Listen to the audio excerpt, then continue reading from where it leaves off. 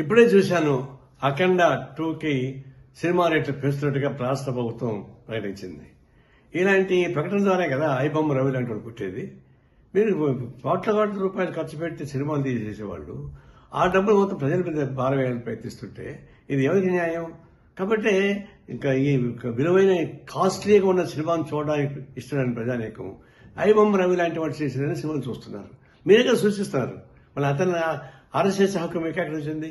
ఈ ప్రభుత్వానికి నైతిక హక్కు లేదు. ఐబొమ్మ లాంటి వాళ్ళని అరెస్ట్ చేసే నైతిక హక్కు మీకు లేదు. ఎందుకంటే మీరే సృష్టిస్తున్నారు అటువంటి వాళ్ళని. ఇప్పుడు ఆయన జైలు పెట్టి ఇంకా చాలా మంది వస్తారు. ఇలాంటి సినిమాలని రేట్లు పెంచి దివాళాపూరితంగా సంపన్న వర్గాలు ఒడిగని చేస్తూ సామాన్య ప్రజానికాన్ని జోబులు కొట్టేసేటువంటి తిరుక్షోభం చేసేటువంటి అయిపోతున్నారు. ఇంకా రాబోతున్న సినిమాలు 6-7 సినిమాలు రాబోతున్నాయి.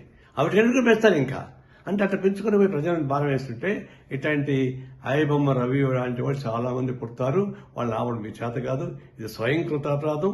వ్యవస్థలో చేస్తున్నటువంటి అనేక అరాచకాల భాగంగా ఇది ప్రభుత్వం తగిన చర్యలు తీసుకోకపోతే ఇలాంటి అరాచకాలు జరుగుతూనే ఉంటాయి.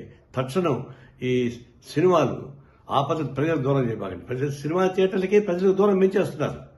సినిమా థియేటర్లో 100 రోజులు 50 రోజులు ఆడుతూ ఉంటే జనం చూస్తారు. సామాన్య ప్రజలకు మీరు 3 రోజులు మొత్తం డబ్బులు వారుకున్న తర్వాత అది ఎవరు చూస్తారు? అంటే సినిమా థియేటర్లకి ప్రజానీకానికి దూరం చేస్తున్నారు. కళామతలకి ప్రజలకు దూరం చేస్తున్నారు. ఇది అత్యంత ప్రమాదకరమైన ధోరణి.